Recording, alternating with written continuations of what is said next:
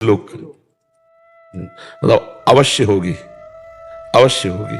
अब हमारी हालत क्या होगी, थोड़ी देर के लिए सोचो। जिससे हम प्यार करते हो हमसे बिछुड़ जाए तो हमारी हालत क्या, सुनना नहीं चाहेंगे। होना तो बात अलग, हम सुनना नहीं चाहेंगे और वो होगा। ये संसार का खेल है, कब कहां क्या होता है कुछ पता नहीं चलता है। तो हमें लगता है हमें तैयार रहना चाहिए कि श्री भगवान सबके अंतर में विराजमान है और भगवान सब समय हमारे साथ रहते हैं। भगवान जब सर्वत्र हैं तो हमारे पास भी हैं। भगवान सब समय में है तो इस समय भी हैं। भगवान सबके हैं तो हमारे भी हैं। तो फिर हमें थोड़ा ज्ञान हो जाएगा तो हम मोह पास में नहीं तो बहुत विचित्र मोह पास है। एक 70 वर्ष के बाबा मतलब वृद्ध, हम उस समय नैष्ठिक ब्रह्मचर्य में थे तो आश्रम में, तो वो सुबह नहा के एक फोटो निकाले ऐसे और अगरबत्ती ऐसे करके रोने लगे। तो हमें लगा इनकी गुरु माता होंगी, क्योंकि जैसा भाव उनका देखा ना कि धूप बत्ती करना और रोना। तो नजदीक पूछा, नई अवस्था थी हमारी कि बाबा ये आपकी गुरु माता है? उनका नहीं। तो फिर उनका कौन है? कुल देवी है? उनका नहीं, हमारी पत्नी है। अब वो पधार गई, मतलब इतने आसक्त पत्नी में के फोटो रखते उसे अगरबत्ती करके और रोते, कोई भगवत भाव नहीं। तो हमें लगा कि यार अगर ये इतना भाव थोड़ा सा ट्रांसफर हो जाए और इसी छवि में भगवान को देखने लगे तो भगवान की प्राप्ति हो जाए। पर मोह बहुत विचित्र होता है, तो इसलिए हमें लगता है कि ये जो प्यार है ये चराचर जगत के हृदय में है। इसी प्यार को और बढ़ाओ, पर भगवत भाव कर लो तो तुम्हारा कल्याण हो जाएगा, तुम्हारा मंगल हो जाएगा। जी। जसवंत सिंह जी, दिल्ली से। राधे राधे महाराज जी। महाराज जी आपके चरणों में कोटि कोटि प्रणाम। महाराज जी बचपन से ही मेरा लक्ष्य भगवत प्राप्ति और भगवत प्राप्त संतों को गुरु बनाने की जिज्ञासा थी, ताकि मैं अपने जीवन के लक्ष्य को प्राप्त कर सकूं और भगवान श्री कृष्ण का भजन करूं। बचपन में मुझे वैराग्य हो गया और यही धुन लगी कि मुझे संन्यास लेना, भगवत प्राप्ति करनी है। बच्चा था, किसी धार्मिक पुस्तक में पढ़ा कि संन्यास लेने के लिए माता पिता का आशीर्वाद लेना जरूरी है, नहीं तो संन्यास नहीं होता। पिताजी नहीं रहे, माता जी ने आशीर्वाद नहीं दिया। महाराज जी क्या ये मेरा प्रारब्ध था जो मैं संन्यास नहीं ले पाया? भगवत मार्ग पर चलने वाले के लिए संबंधियों का प्रारब्ध नहीं, प्रारब्ध भाग्य में भगवत प्राप्ति किसी के नहीं लिखी। इसमें दृढ़ता चाहिए, इसमें प्रारब्ध काम नहीं करता। किसके शरीर संबंधी ऐसे सहज में बाबा जी बनने देते हैं? सहज में थोड़ी बनने। हमारे पिताजी भक्त थे पर सहज में कौन चाहता है? कट्टरता। हमारे बड़े भ्राता इस शरीर के आए, चलो घर चलो जाओ। अब वो तो खोजबीन शुरू हुई तो पता ही चल जाता है। बोले गोरा गोरा लड़का है वहां मंदिर में है, तो पकड़े गए हम। 13 वर्ष की अवस्था थी, तो अभी 4-5 दिन ही घर से भागे हुए थे। वहां तो सब तो पिता ही होते। जो ही थोड़ी देर में देखा तो पिताजी आए, खड़ी की साइकिल और डंडा साथ में, और डंडा साथ रखते थे किसान आदमी। फिर हिम्मत किया कि चाहे मार डालें, ना उठेंगे ना जवाब देंगे। बस हम निश्चय किया मारेंगे जरूर, लेकिन हम बोलेंगे नहीं, उठेंगे नहीं, चाहे मार डालें। और जब नजदीक आए वो खड़े हो, उनका स्वभाव बहुत, हम कुछ नहीं बोले, चुपचाप ऐसे सुना नहीं, फिर भी नहीं बोले। हम प्यार से कह रहे खड़े हो जाओ, हमारे प्रश्नों का उत्तर दो। तो हमें लगा गुंजाइश है, तो खड़े हो गए। तो मतलब एक तो भय उनका और दूसरा भगवान के प्रति समर्पण। तो उन्होंने कहा चलो बैठो गाड़ी पे, घर चलो। हम कहा नहीं, अब जीवन में कभी घर नहीं जाएंगे। क्यों? किसी ने कुछ कहा?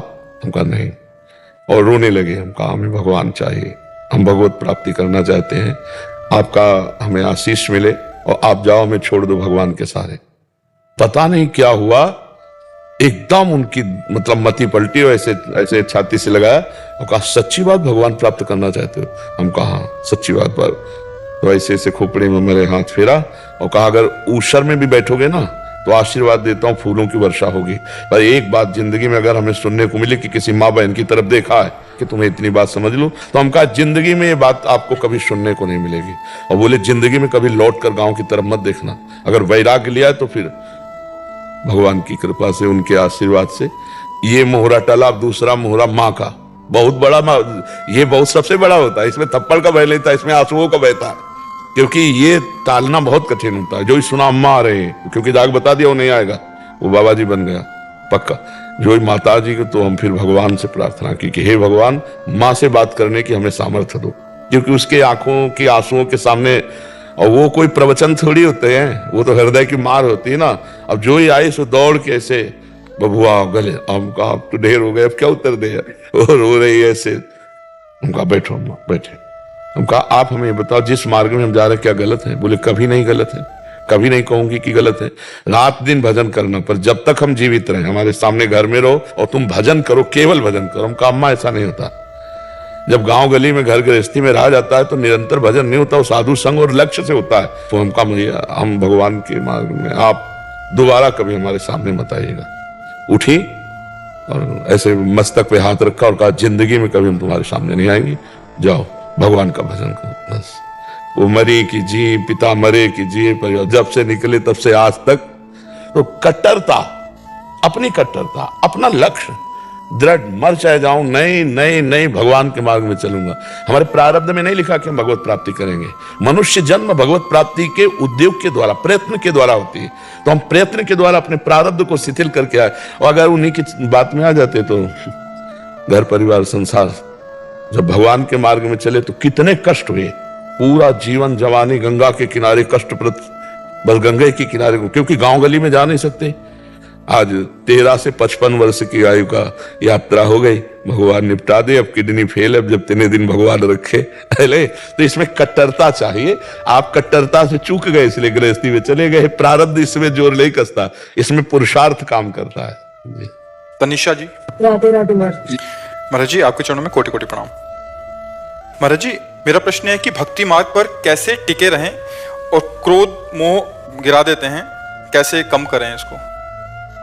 देखो, अगर तूफान चल रहा हो, हम किसी पर्वत का अडिग वस्तु का सहारा ले ले तो हम बच जाते हैं।